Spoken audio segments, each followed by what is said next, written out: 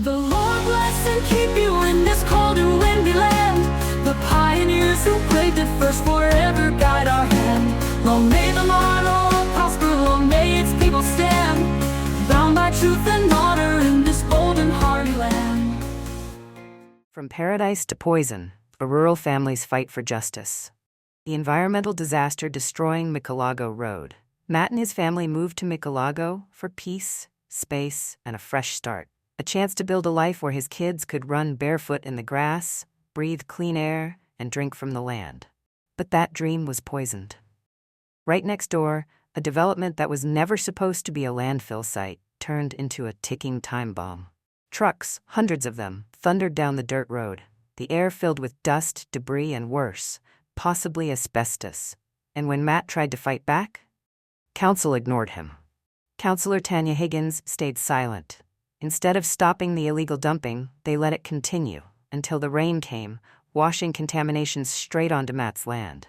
The soil tainted with heavy metals, the bore water at risk of poisoning his family. The council not just failing, but actively intimidating him. Matt received a legal letter summoning him to an interview, not as a concerned resident, not as a victim, but as a suspect. Then they asked me, "Did you plant the asbestos yourself?" This isn't just one man's battle, it's a test of accountability. Because if this can happen to Matt, it can happen to anyone. Today we sit down with Matt.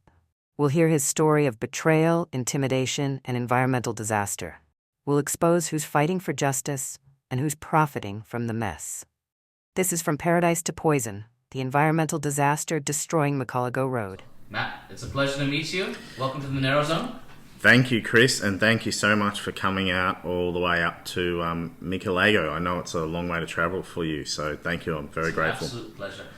Tell me a bit about yourself, your family, what brought you to Michelago? Sure. So I guess, fundamentally I'm a strong family man. They're my world. I'm married. I have a 3-year-old son and a 5-month-old daughter. I love animals. I love nature. I'm a mad Aussie Rules fan. I go for the Mighty Bombers. I love my cricket. And yeah, that's pretty much it. I work out of Canberra, and that's why I moved around here, just because I can enjoy the peace and quiet of the country and then still be close enough to work. And what was life like before all this started? What did you love most about your home? Honestly, it was genuinely magical. Those of you who have seen Michelago, especially Michelago Road, you'll know that there's like a panoramic view of these mountain ranges. They're called the Tinderies. You would have noticed it on the way in, I'm sure, Chris. I did. And it's absolutely beautiful. We have, we've got 4 steers, we've got 3 miniature donkeys, a couple of dogs, which you might be able to hear in the background maybe, and a cat. And like every day I woke up and it just felt like I'd made it in life, like I'd achieved my dream. Well, what was that dream? What was that future that you envisioned for your family here? Look, honestly, my dream was just to raise a family in a beautiful environment and have animals and nature around me, plant some trees, which we've done. This property didn't have any trees, not a single one on it when we bought it. But now we've probably got 50 or 60 in the ground and they're established and they're all beautiful deciduous trees. So that's what I envisioned, just a nice quiet life, raising the kids, getting them involved in nature and animals and things like that, and just, giving them the childhood that I always dreamed of. That's what I wanted. So how has this experience changed the way you see rural life and the idea of getting away from it all? Honestly, I feel like my innocence been taken away. My property value's undoubtedly being smashed. There are days where I felt unsafe in my own home. I feel like I've failed to protect my own family. And to be honest with you, I feel worn out from all this. It's been ongoing for nearly 3 years. So it's been awful.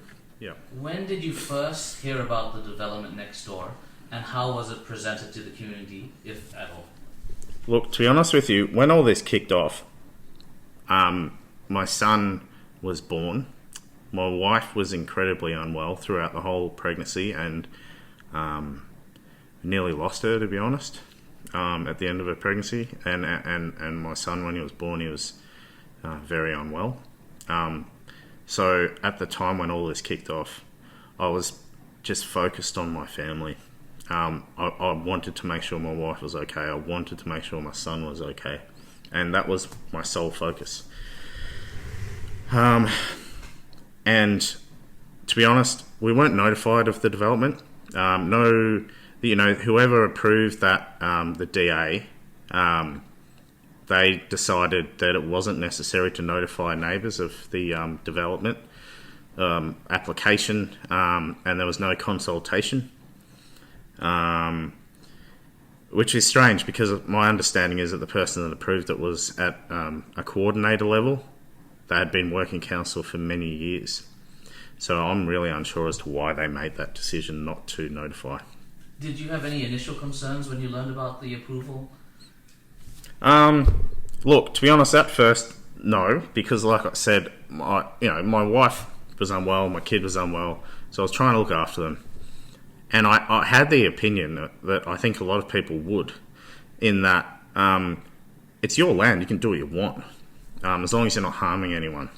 And I'm like, fair enough, if someone wants to fill in those holes and build their house on top of it. I mean, to be honest, just looking at that, I was like, well, I'd love to see how they'd be able to build a house on top of all of that dirt, the slumping risks and all those kind of things. But I tried to push it aside. But then, when I actually got hold of the DA documents, a neighbour sent them to me, I was very concerned then. I was incredibly concerned, mainly because there were a few things that stood out. They were red flags for me. One of them was that the property has critically endangered grasslands throughout, which a previous owner, when they tried to do some work and do some subdivisions and things like that on that block, they weren't allowed to touch it. Council put up all these barriers, but not with this guy for some reason. The property was groundwater sensitive, so what that means from my understanding is that the bore water level, the groundwater level is not far below the surface. So if anything on the surface is toxic or contaminated, then there's a strong chance it'll get into the groundwater, which our community, there's people on this road that drink that groundwater. There's people on this road, well, pretty much everyone uses, who has a bore, they'll use that to feed their livestock or give their livestock water. There were no limits on truck movements. There was even a provision in the DA that says that the owner never has to pay to repair the road until he receives an occupancy certificate for his dwelling. Now, let's just talk about the trucks a bit. Are we just talking about 1 or 2 trucks a day? Is it maybe just a minor inconvenience? We're talking in excess of 50 trucks a day, truck and dogs. So, just think of those big semi-trailers that you see on the road that carry all the dirt and things like that. You'll see them on the highway just about every time you drive on it. And I have nothing against truck drivers or anything like that. They make this country move. Without them, we wouldn't be able to do anything. So I have the utmost respect for people that put their lives essentially on the line every day when they drive for many hours. But we live on a dirt road. So the fact that they haven't limited how many trucks can drive down the road each day, and that they've said that he doesn't have to pay for the repairs, that's a bit unusual to me. What impact did the trucks have on the road, your property, and daily life? They destroyed the road. I mean, at the time there was a lot of heavy rain around the place, but when we can't use one of our cars because it's a 2-wheel drive, when trucks are actually getting bogged, when other people's cars are getting bogged, and it was awful to drive down that road when all those trucks were operating. And so you touched on it briefly, but when did you first start noticing signs of potential contamination on either your land or on your water or in your air? So the first signs of contamination, it's probably 2 things. When the owner of the property constructed a massive platform around the lower pit, and it wasn't on the DA, and it just looked really unstable. and I noticed that there were big, large clumps of rock and cement, and what looked like building rubble was sort of rolling off the side of it. And so I was a bit sceptical about that, because I thought that, well, I know that there was only meant to be natural, clean soil, put on the property. But then the big one for me was when the 20th of October 2022, I looked out the window in the morning when I was working, and I saw water being pumped onto our paddock. Wow. Where was that water coming from? It's coming from the lower iron ore hole, and I went down and I took a sample straight away. Okay, you took a sample and Yep. you sent it to pathology in New South Wales? I did. I sent it to a lab in Canberra, and I had it tested for a variety of minerals and metals and things like that.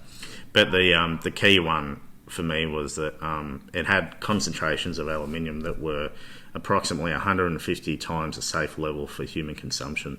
There were several metals that were above the threshold for human consumption and livestock consumption.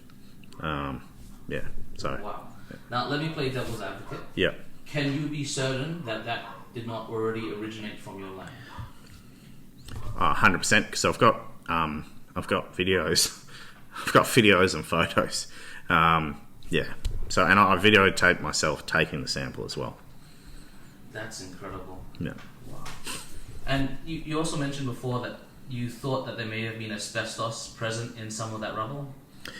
Yes, correct. To be honest, I first suspected that there might be asbestos when there was a stop work order that was issued in early December 2022, and the rumour had started flying around the road within a couple of days that basically there'd been asbestos on a council-run project at Monero High School, and that the owner of the property next door had a contract to remove the asbestos, and they knew the asbestos had been taken away, but they didn't know where it had gone.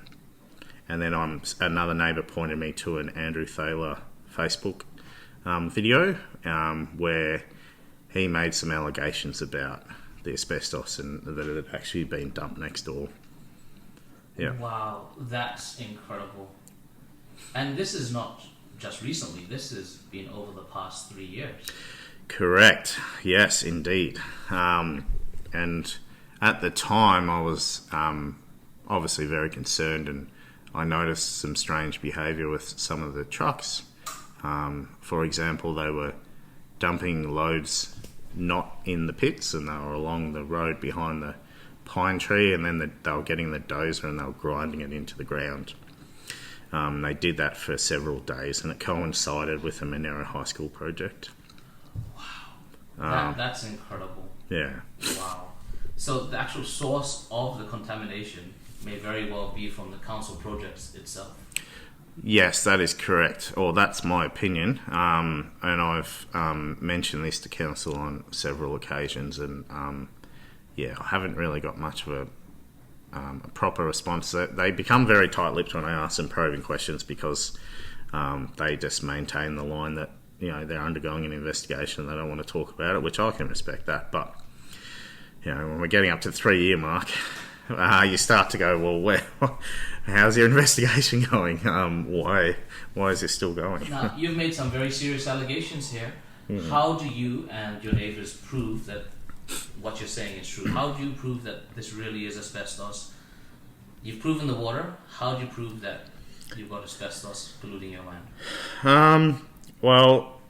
In late November, early December last year, there was we had some heavy rainfall, and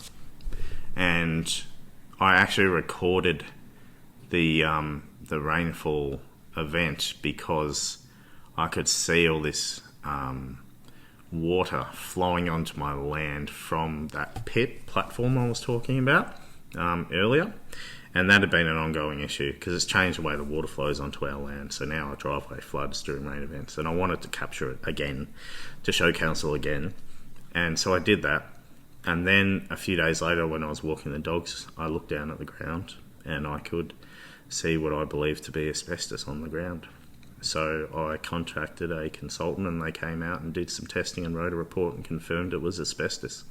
And we're not talking about a little bit either, are we? No, we're not. And also I could see some settled on the ground over the fence on the other property, in line with, you could see like the flow of all the silt and the concrete and cement and plastic and tiles and all the building rubble, essentially. You could see the path where it had settled once the rain has subsided and it dried out. And so what you're suggesting is that this asbestos is not just in the pit, but it's actually being used as a form of road base. I would say yes. I mean, this is my opinion, that the asbestos probably came from at least a couple of sources. One was the Monera High School, and another one was probably when the owner of the property brought in some what he said was road base, which was meant to be put down to minimise the amount of like dust and sedimentation and things like that. Yeah. Now, when you informed council of this, how did they first respond? Did they investigate right away? Look, when this occurred, some allegations were put to council about the asbestos, that is, and they've come out on 2 separate occasions and taken samples on my land and on the property next door, and have tested and confirmed that there is asbestos present, and they're still undergoing an investigation, I guess. But I don't know if they're actually... Like, I know there's a stop work order being put on the owner. I don't know if the person has been fined or not, or anything like that. As far as I can tell, it doesn't look like he has. And I've received no notification that they're looking to go to court or anything like that. So... when was that the moment when you realised council is not going to fix this? Look, to be honest, the moment when I realised that council was not going to fix this was actually, and this is another incident of concern from my perspective, that when that stop work order that I was talking about in late 2022 that was put in place, as a result, council ordered. Now, this is what I've received verbally from council. They said that they ordered the owner to extract, I think it was 6,000 cubic metres of soil from the lower iron ore pit and put it into piles, so 600 piles of 10 cubic metres each, and then test for friable and non-friable asbestos. And one of those days when the owner was extracting the fill, I'll call the fill just basically means the soil that was dumped on site. The fill was stockpiled into all these piles, and that happened on a day with gale force winds. The trucks weren't covering their loads, the workers weren't wearing PPE, and our house was completely covered in dust. And the council worker that was overseeing this was on a property nearby watching the whole thing happen and didn't stop their work. They did ask me to make a statement though, and when they came to take my statement, they forgot their recording device. They took handwritten notes. They drafted the statement on my behalf and then got me to sign it. And when I mentioned that the workers weren't wearing PPE, they discouraged me from including that in the statement. So they didn't want me to mention. And I'm new to all this kind of thing, so I just went along with it. But I found that highly unusual, and I've got photos and videos that prove that the workers were not wearing PPE. And I've got a weather station screenshot of the day.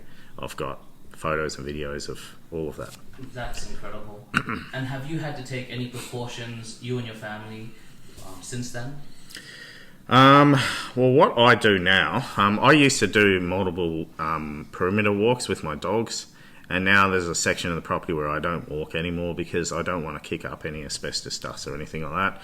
And if there's activity on next door and there's trucks, movements and things like that, I close the windows and bring my dogs inside. And so I don't go outside. That is so tragic that you're now a prisoner in your house, no fault of your own, and that you haven't had any assistance in dealing with this. Yeah. How have things shifted for you when you started speaking and demanding action? Well, naturally when things aren't going well in a situation like this, you look for some help, and you at first you find comfort when you have a council worker say with such confidence that they're looking into it and they're going to go to court and they're going to shut it down, all that kind of thing. But then when it drags on for months and months and years and years and years, 3 years, you start to lose a bit of patience, especially when with what I've observed. So when I started talking up, I actually received a legal letter requesting that I attend an interview under caution, which was a bit of a strange thing, but it was actually the letter says it was the interview would be conducted under Section 203 of the Protection of the Environment Act, and that type of interview is normally reserved for suspects of a crime or witnesses who are not cooperating.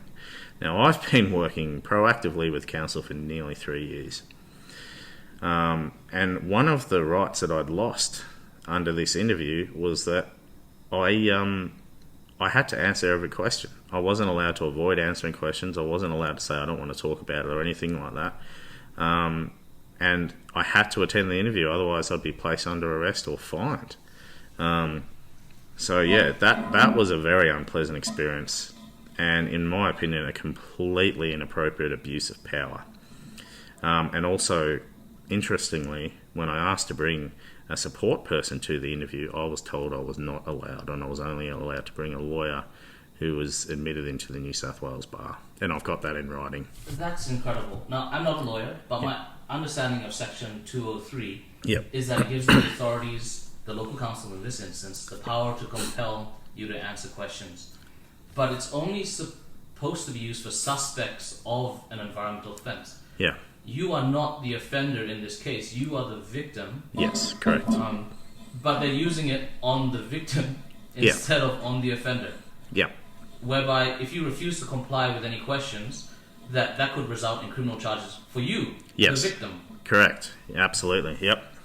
But no, I'm certainly putting up my hand and saying something's not right. Yeah. So it certainly raises serious questions about whether the council is actually protecting the polluter instead of the victim.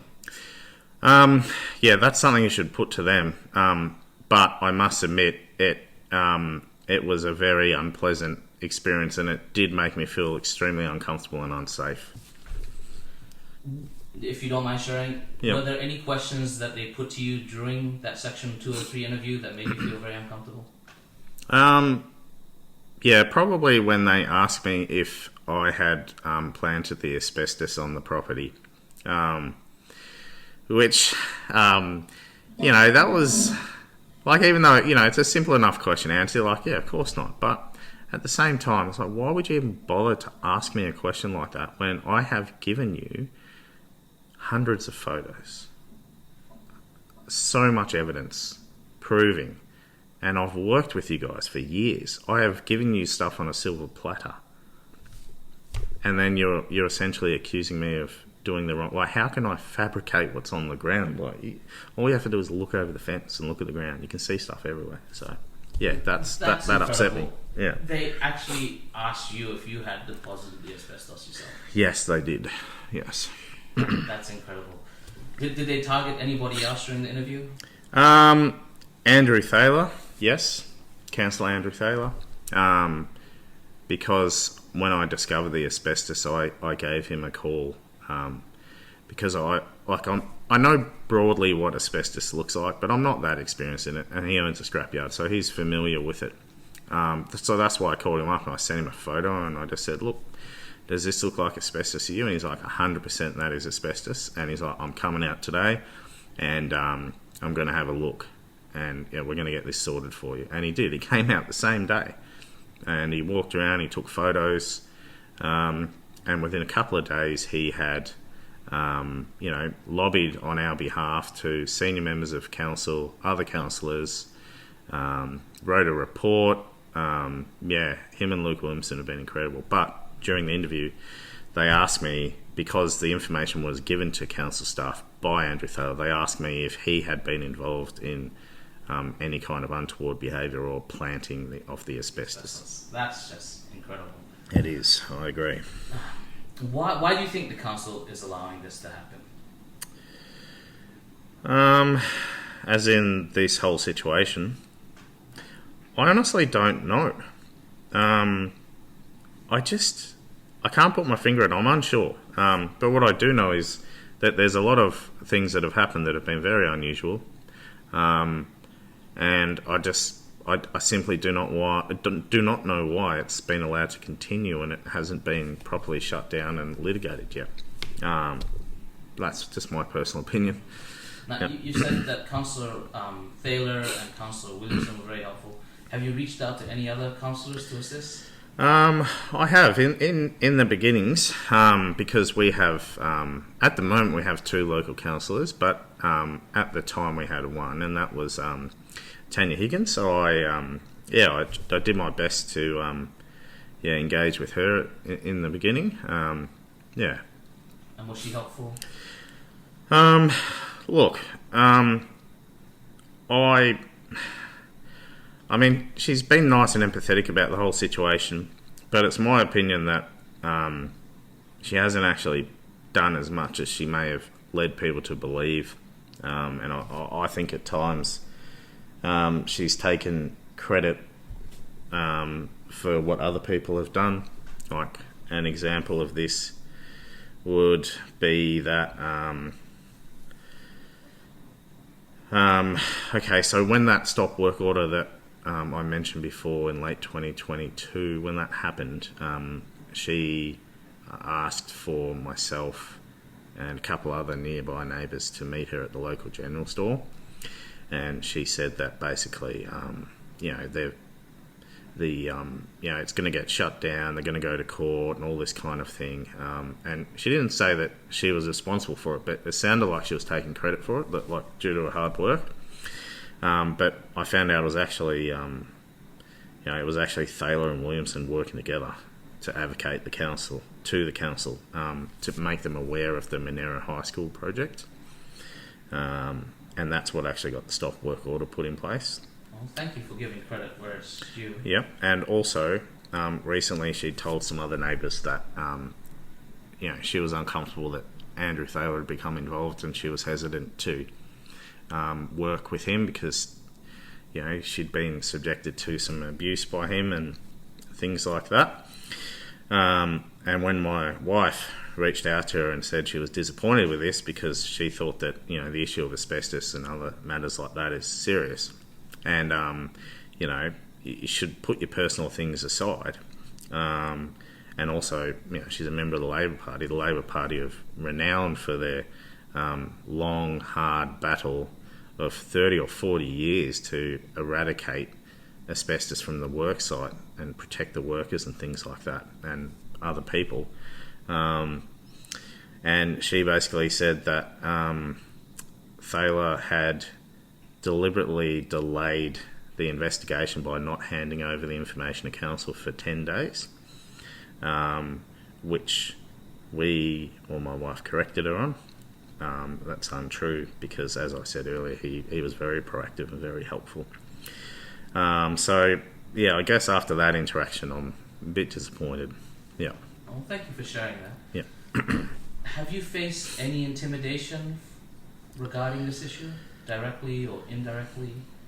Yeah, I have. Look, I've received a bit of intimidation from the council workers and the people next door. There's been a few incidents. I don't really want to go into specifics of that kind of thing, but needless to say, there's been a fair few times where I've felt unsafe, felt threatened. But as a husband and father, and I have children, and I've got my animals and my land, I guess I will continue to protect them all as much as I can and do what I can to try and make sure they're safe. And do you think council or others are trying to silence you on this matter? I do. I mean, the fact is, council have told me not to tell anyone about this situation many times. Keep it off social media. Don't talk about this. Don't talk about that. We need to protect the integrity of the investigation and things like that, which, to be honest, that sounds logical. I'm like, yeah, of course, I'll do that. But, when we're sitting here 3 years later, and, nothing has really happened, it feels like it's a delaying tactic that, it gives council time to let all these various incidents kind of fizzle out and not be dealt with appropriately because they're not fresh anymore, Yeah, that's my opinion anyway. So at this point in time, what would justice look like for you and your family? The project shut down, the DA revoked, the platform removed, all of the waste that's been dumped all over the ground removed from the site and taken to a tip that is actually licensed to take all of that material, restore the critically endangered native grasslands which have been destroyed, and clean up my land and fix the fencing. That's probably it. If nothing were to change, what are your fears for the future? I guess we'll continue to live next door to an illegal waste management facility. My family will be exposed to contaminated air and potentially contaminated water. My local community will live on a road that is perpetually damaged to all the truck movements, and this is also one person can make a lot of money. And if people think that this doesn't impact on them because they don't live in Michelago on Michelago Road, well, cast your mind as to how much money it costs to fix up this road every time we have high truck movements. It's hundreds of thousands of dollars every time.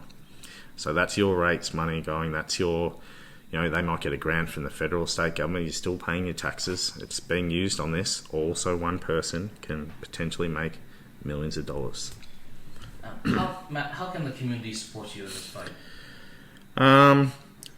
Maybe write to the council on the matter, write to councillors, write to the EPA, probably write to the Office of the Local Government, things like that, I think. And, just look out for your fellow members of the Snowy Monero, because there's a lot of people out there, I'm sure, that are going through their own trials and tribulations at the hand of this kind of behaviour. Yeah. If you had a chance to speak directly to council, what would you want to tell them? Oh, look, honestly, I don't think I'd say too much because they know how I feel. They know what has and is happening. And they've been provided with more than enough evidence to do something about this, but they're not acting as the regulator that they're meant to be. So honestly, I wouldn't have much to say. I'm just a bit worn out by the whole thing, I guess. That's what I want to ask next. Yeah. So, looking back at everything you've been through, how has this changed you? Honestly, this experience has directly impacted on my physical and mental health. There are days where I have not felt safe at home. My stress levels are through the roof. I've lost my innocence. I'll give you an example. I used to look at, every few months you get a rates notice in the mail. I'd open it up, roll my eyes, think about how I don't get town water, I'm not on town sewage, I don't get rubbish collection, and I live on a dirt road that isn't fixed nearly often enough as it needs to be, and I wonder where my rates are going. I wish I could go back to that. I really wish I could go back to that. And now my opinion of, the council and the region, it's a lot different. Like, it feels sinister. Yeah. Is there anything else you would want people to know? I guess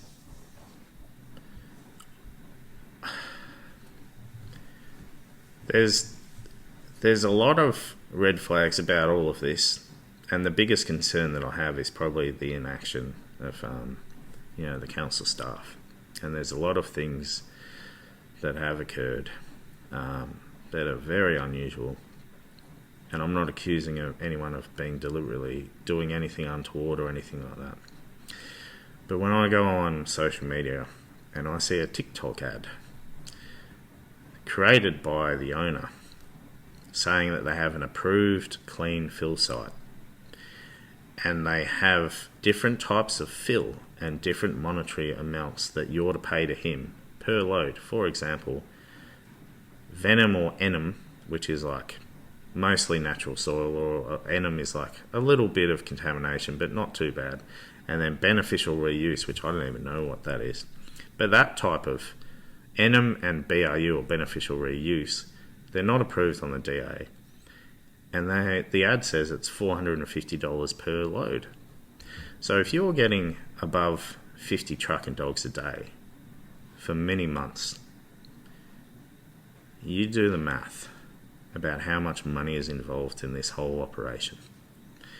And whenever you have big sort of amounts of money flying around, you've got a question as to how this DA was approved in the first place. And if you look at, for example, the environmental effects statement, it's 3 sentences long. It's incredible. I'm just at a loss for words, really, when I reflect on all of that. But I also just want to say something as well, that I'm the sort of person that I was sitting in silence for, well, many years now. And I'm the kind of person that never raises his voice. I never swear in front of my children. I go to work. I do an honest day's work. I used to be in the Navy. I served my country for 6 years, including active service. The worst thing I've done is I got a red light fine. So when something like this happens and you start to ask for help, you would be amazed at how many other people are going through similar situations. But the most concerning part is that most of the authorities and regulators don't help you. There are only a few voices around here that actually will help you. And those two so far as I'm concerned, is Andrew Thaler and Luke Williamson. Both of them have been absolutely incredible. So I guess I just want to make sure that they are given the credit that they deserve, because I know that, Andrew has a different style to his work, but he's extremely intelligent. He has a strong dislike for corruption, and he's poured a lot of time and energy into supporting me and my family on this matter. And when I called him late last year, as I said, he came out to my property straight away, and he lobbied council staff and other councillors immediately. And I know his communication style is, it's very different. And he can say things that make people feel uncomfortable and are controversial, and I don't agree with them all. But believe me, when you're in trouble and you need help, you need people like him. Also, Luke, he's a consummate professional. He has high integrity and a laser focus for cutting through to the core of issues. He does a lot of work in the background, and he doesn't grandstand. Quite often, he'll say, "Leave it with me, Matt," and he'll go and do it. And he won't sort of go and tell everyone about it. He'll just go and get it done because it's the right thing to do. And he has a wealth of experience, particularly around with financial reporting and auditing, which for some reason isn't being utilised well enough. And as I said before, at the end of the day, when something goes wrong and you need help, there's not that many people that actually stand up and stick their heads up and take the heat. Those two have, and they will continue to do so. So I'm very grateful that they're on the council. And also just anyone else that might be sitting there in silence like I have been, please feel free to contact me. I'll help you. I'll talk you through. I'll listen. I'll share stories with you. I'll provide you that support, because I know these kind of situations are extremely stressful and it feels like you've got no one to help you. But there are a lot of people in this region that can listen and help, and I'm one of them. Thank you, Matt. And you're definitely not alone. There's a lot of people that have been through what you're going through, unfortunately. I can't believe that it's been 3 years and nothing has happened. Yeah, no, I agree. And yeah, again, fundamentally, if there's if people are making reports that there's not clean fill around, or they've, photos have been given of things like, tiles and sheets of metal and plastic and, well, now asbestos and terracotta, all those kind of things. And council haven't even gone and done a thorough walkthrough of the property, had a look at the ground. Like, that should be a fundamental, almost first step, really. And they have the power to do that. I mean, they had the power to give me a compelled interview, didn't they? That's also so troubling that they would put you under Section 203 when you're the victim of this. Yeah. Between your photographs and your videos and that Section 203, I was just astounded how nothing has happened for so long. Yeah, I know. It's rather unpleasant. Help make that sense. Like, how do you not act on this critical thing for 3 years? What's the justification in your mind? Well, I don't think there really is. I mean, at first I thought, maybe, maybe he's got really good lawyers or something like that, or I don't understand the process. These things take time. You're dealing with local bureaucrats. Perhaps, there might be other things going on in the background that I don't understand. They might be understaffed, might have high turnover, all those kind of things. But all of those kind of thoughts where I was giving them the benefit of the doubt, they're now gone, because it has taken 3 years and nothing. Like you said, it's destroyed your innocence. I don't believe that for a moment, because I reckon that if this happened in Mosman, if this happened in Vaucluse, if this happened even in an inner west suburb in Sydney, that you would get action almost immediately, that they would remediate everything. Yeah. But because you're at the end of a dirt road, they can get away with this. I wish I could say that you're the first case I've come across, but this is exactly what's happened with the Cooma water tank situation.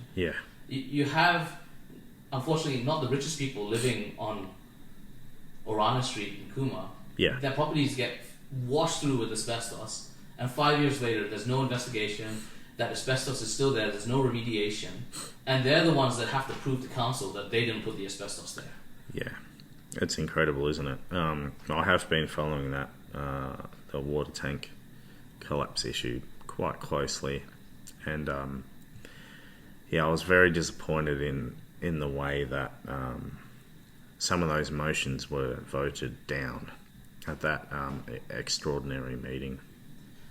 You can almost bet so much that if this had happened to Chris Hanna or one of the other councillors, that this would almost immediately be remediated.